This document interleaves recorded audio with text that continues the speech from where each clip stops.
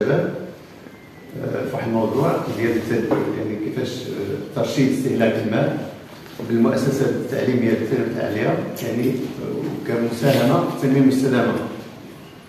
بون شفنا ان ذاك الماء اللي كيضيع لو الانسان في البيت ديالو في الدار ديالو باش يخلي ذاك الماء يضيع ما يمكنش يخلص اذا فاتوره. ولاحظنا ان الفاتورات الثانويات قارنا ما بين الدار البيضاء المحمديه وشفنا عده المؤسسات المحمديه مثل الثانويه العاليه ليسي تكنيك الفاتوره يعني لا تتصور، يمكن في 3 اشهر يمكن ملايين.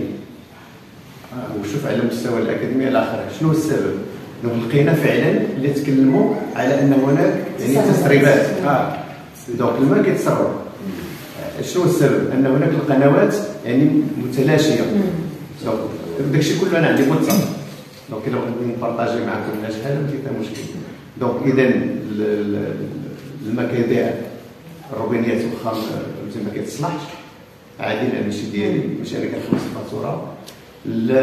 سميتو داك القنوات الانابيب المتلاشيه. الماء في الساحه يعني في الثالث الجولان دخلت كاين ضايع، في الثالث العالي حتى المؤسسه يعني كاين ضايع. اذا شنو هو الحل؟ الحل قلنا مثلا خص الاصلاح ديال داك الروبيني اللي سميتو، والقنوات بدل ما يكونوا يعني لان قدام يمكن الاكستيريور داروا الاكستيريور يكونوا ابارون يبانوا.